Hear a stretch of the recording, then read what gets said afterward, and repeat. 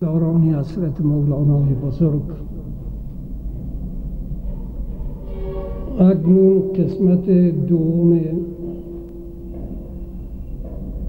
درس دهم مثنوی شریف که از ثبت مانده بود آغاز میکنیم.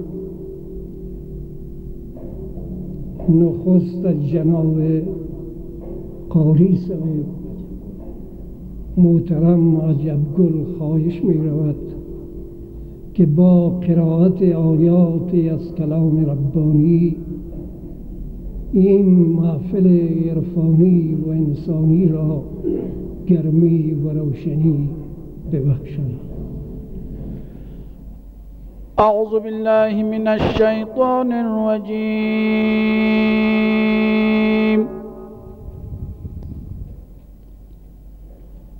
بسم الله الرحمن الرحیم.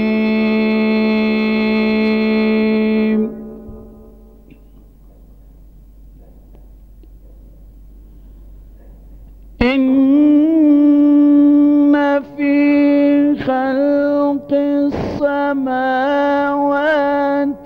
والأرض واختلاف الليل والنهار لآيات لأولي الألباب.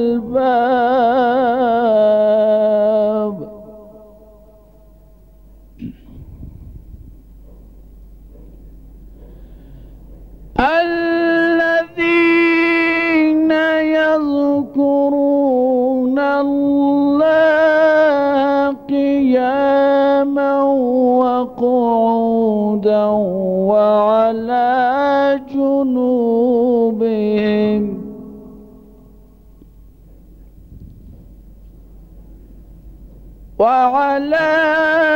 جنوبهم ويتفكرون في خلق السماوات والأرض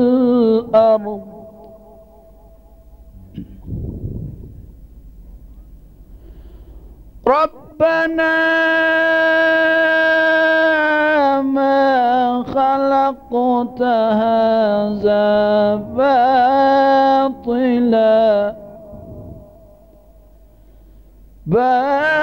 باطلا سبحانك فقنا عذاب النار.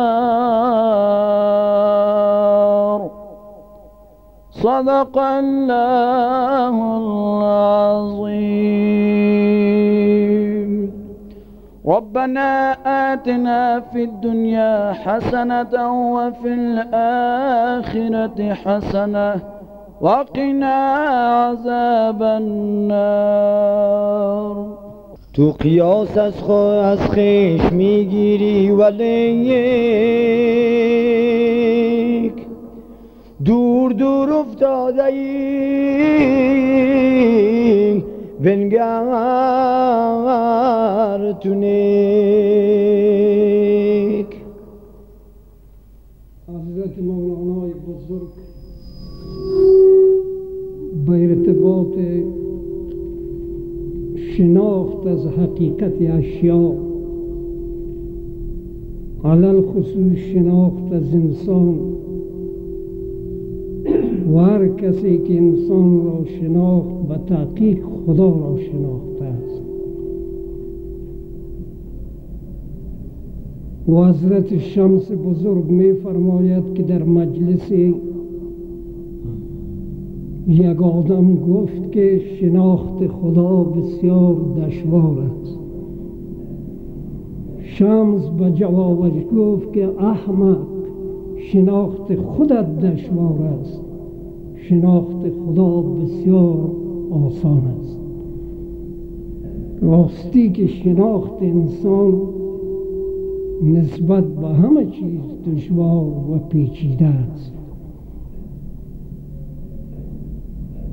با توجه و تأمل و تفکر یک انسان 70-80 ساله که شب و روز با خود بوده، اگر به صورت حقیقی تأمل و تفکر کنه در 70-80 سال که شب و روز با خود بوده، خود نشناخته و به هیچ گونه نمیتونه که خود بشناسه.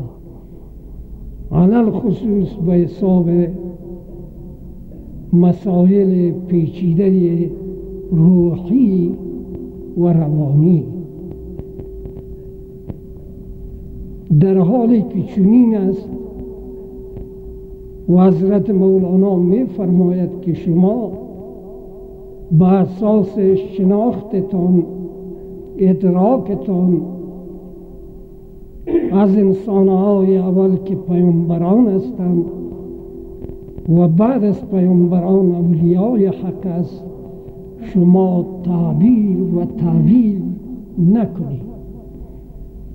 اگر تعبیر و تعویلاتی هم میکنید، در حقیقت خود معرفی میکنید تا اندازی که خود شناختی نشان میدید. اما انبیا را چنان که هست، با همه پیچیدگی که دارند، با همه کمالات برتری که دارند، آیا انسان میتونه در پرتوی عقل محدود یا این علوم کسبی و عقلی و نقلی بشناسد؟ چنین نیست، هرگز نمیتونه.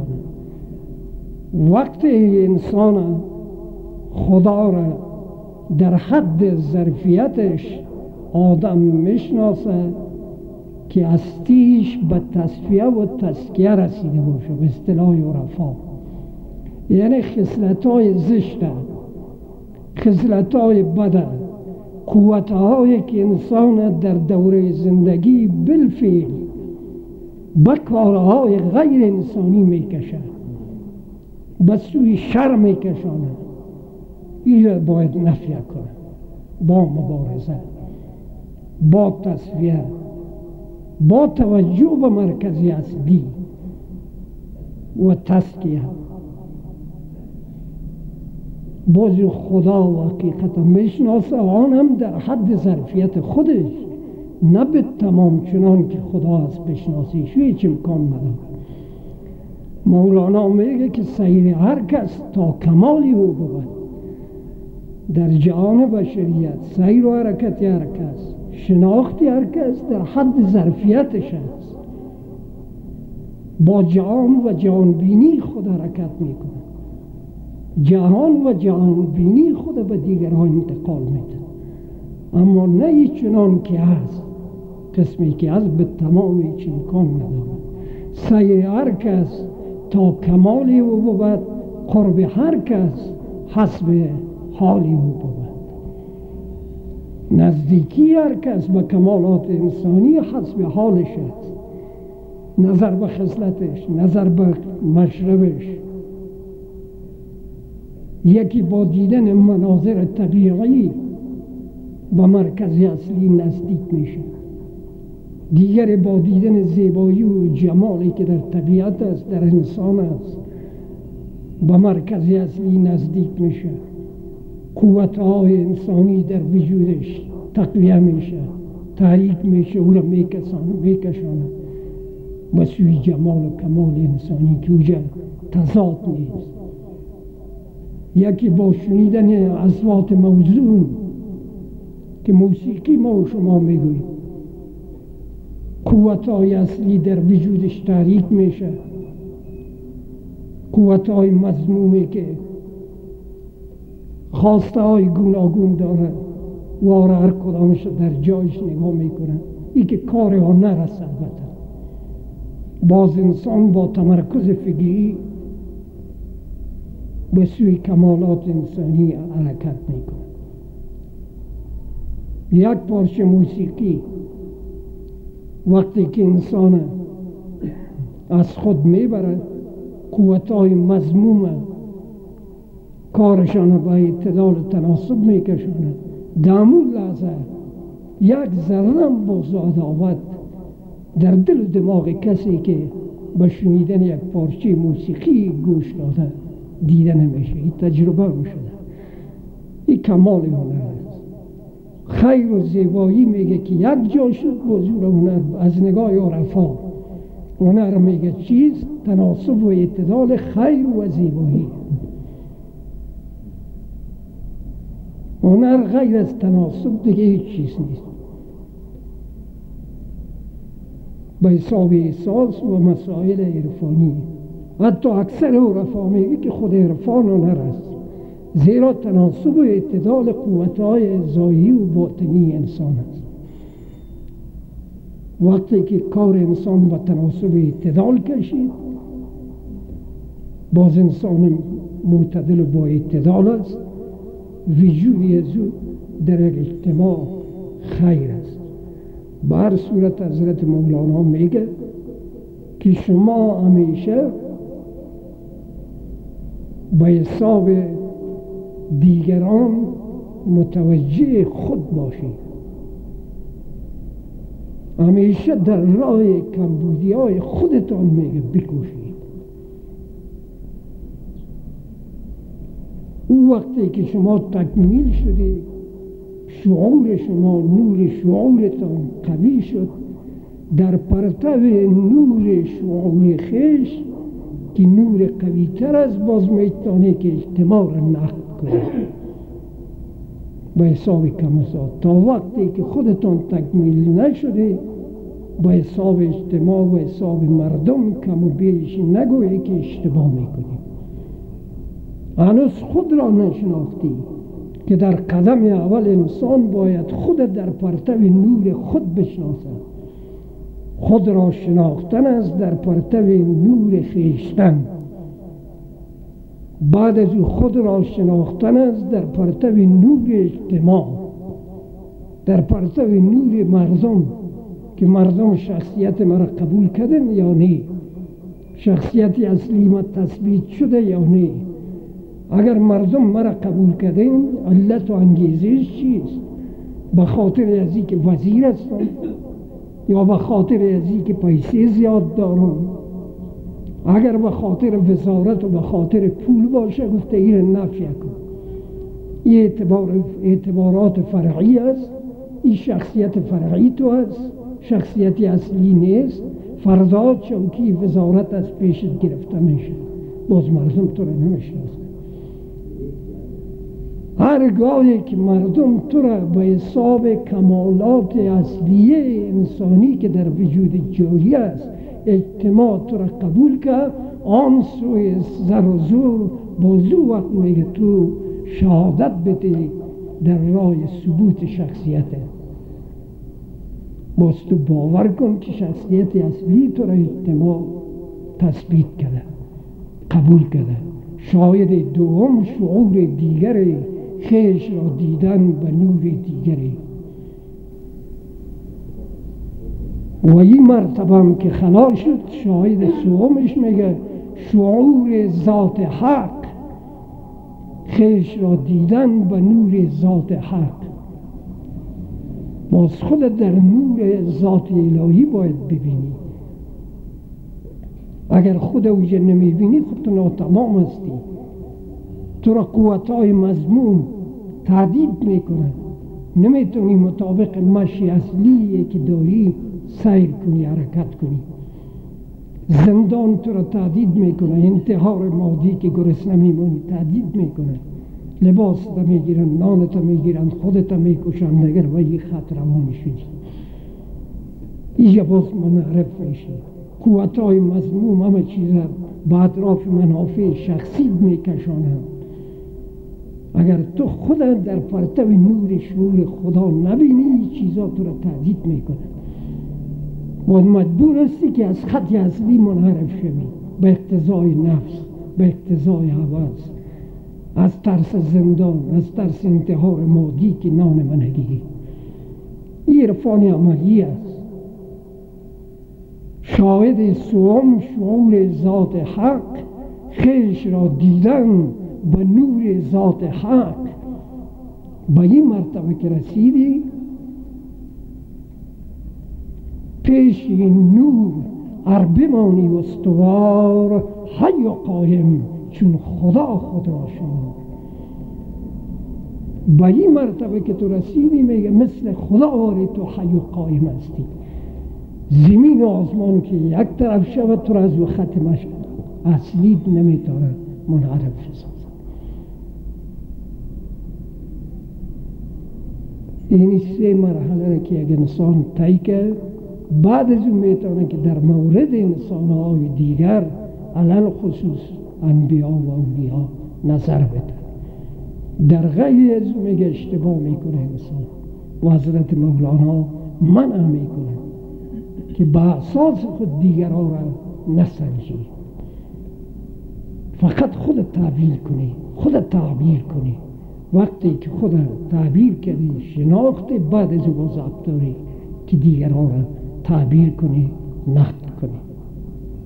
حکایت مرد بقال و توتی و روغن ریختن توتی در دکان. بود بقالی و وی را توتیه خوشنوای سبز گویا توتی. حضرت مولانا این مسائلی که نهایت دقیق است به مثالهای سی ما شما را آگاهی میبخشد. یک بقال بود، یک دکاندار توتی داشت زیبا، صاحب زبان. توتیش هم زیبا بود هم صاحب زبان بود، مثل انسانها فصیح با مشتری ها با کسایی که می آمدن سودا می گرفتن گپ می زدن. بر دکان بودی نگهبانی دکان، نکته گفتی با همه سوداگران.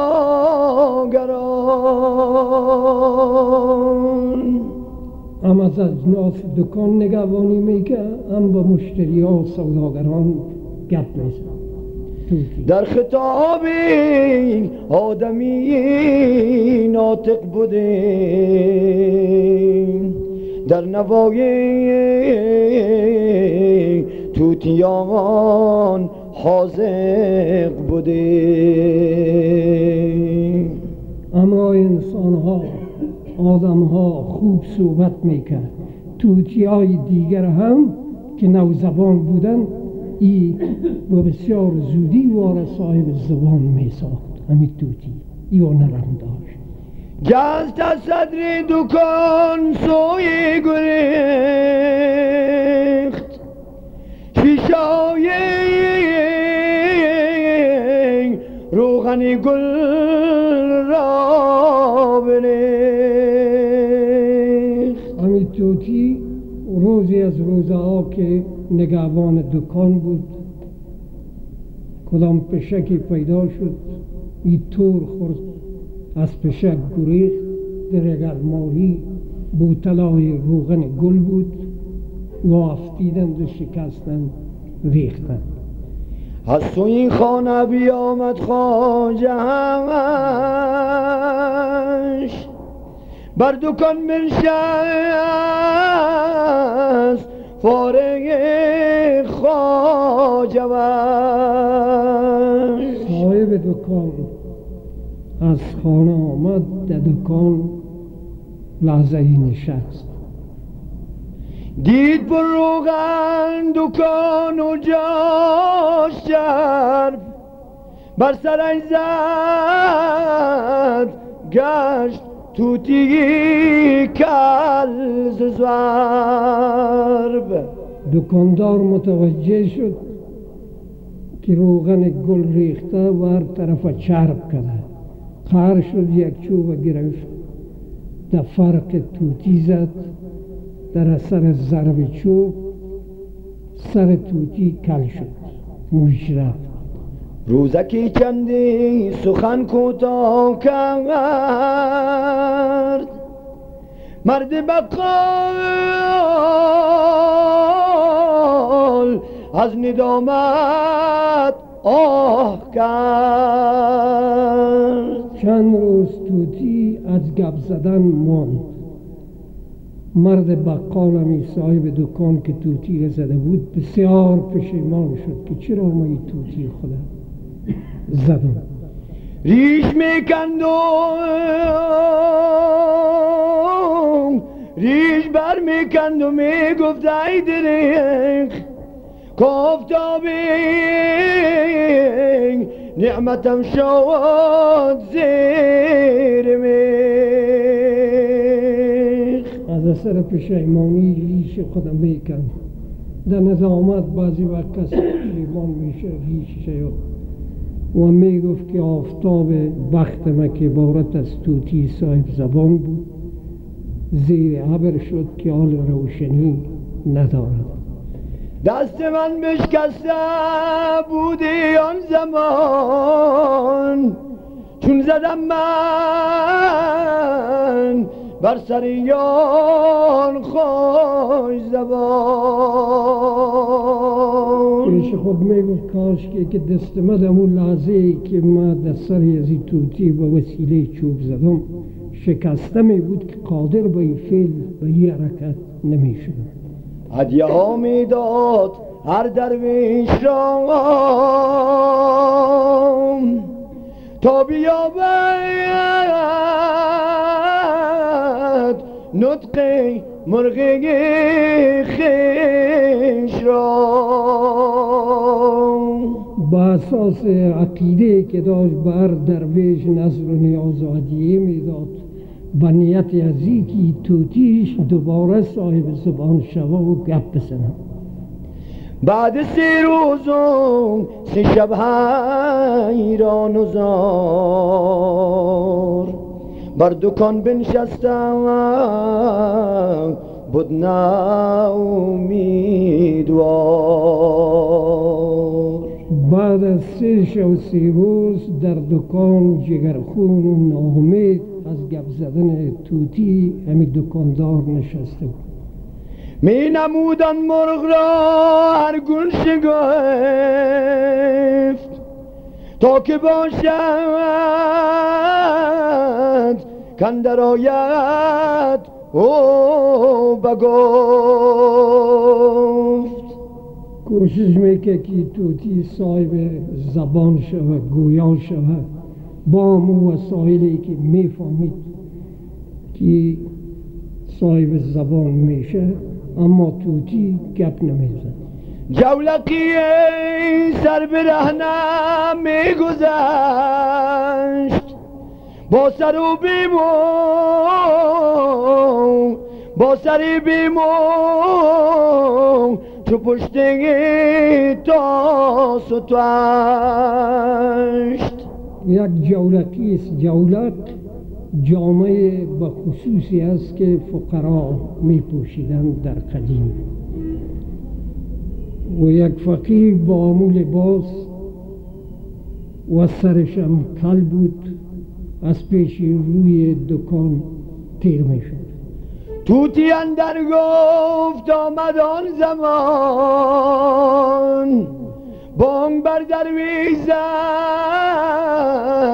که ای فلان. با مجرد که توتی همو صاحب دلق دید با سر بیموی این سر زبان آمد بانگ زبان درویش چه گفت؟ ای چی از چی ای کلبان کلان آمیختیم تو مگر از شیشه روغن ریختیم. توتی صدا که ای کل گفتی چگونه چی کردی که تو هم رنگ کلان شدی؟ تو هم مگر مثل ما از شیشه روغن بادام ریختی؟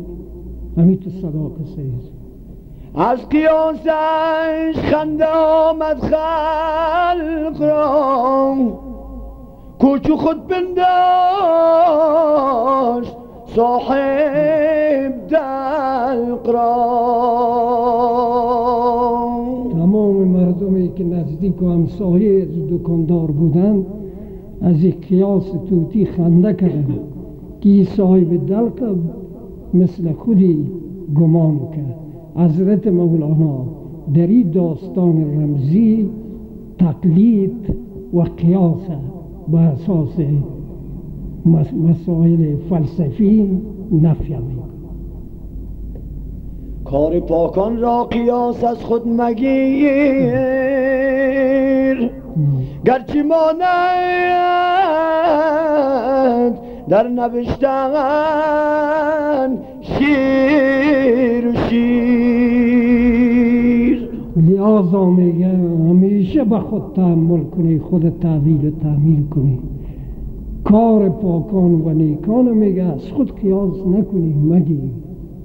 میگه ما میبینیم که شعر و شیر لفظاً به اساس صورت به یک رنگ نوشته میشه، اما از نگاه معنا در بین شیر و شعر از زمین تا به آسمان، از نگاه شکل، از نگاه جنسیت و فضل و فردیت،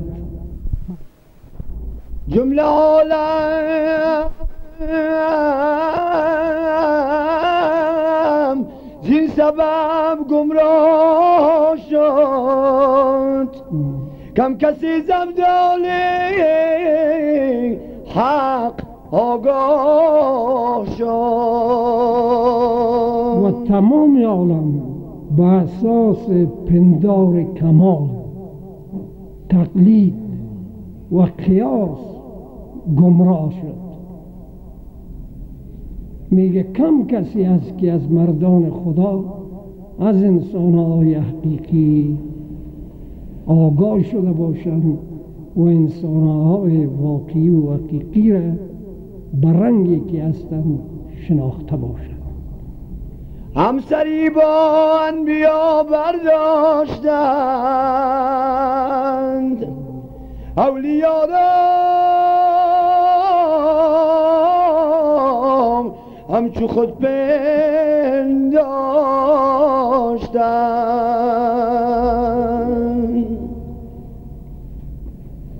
از اثر پندار کمال بود، تقلید بود، تعویل و قیاس بود که با انبیای و اعظام همسری کردند. گفتند که قوم و قبیله ما نسبت به شما خوبتر، قویتر، چه از نگاه غذا، چه از نگاه زر و زور، و شما مثل ما میخورید، مثل ما میپوشید. در حالی که چنین است، چگونه از جانب خدا به حیث رسول راهنما شما تعیین شد؟ راهنمای خدا باید مثل خودش باشه، فرشته باشه، نور باشه، ای باشه. بسیار اقوام از اثر یمی علت پندار و قیاس و گمان میگه گمراه شدن. با انبیا میگه که تا دل مرد خدا نامد به درد، هیچ قومی را خدا رسوا نکرد. در متنای اصلی است که میگه تا دل مرد خدا ناید به درد، هیچ قرنی را خدا رسوا نکرد. گفته اینک ما بشر ایشان بشر، ما و ایشان بسته خواب مخور. اشاره است به قصص انبیا و جریان سرکشی و بغاوت اقوام انبیاء گذشته، علل خصوص دوره رسول کریم صلی الله علیه و سلم، که در قرآن مجید این قصه ها با روشنی تمام آمده است. ما و شما موضوع صحبت خدا همیشه ختم میکنیم. از آن رو در بخارا می روم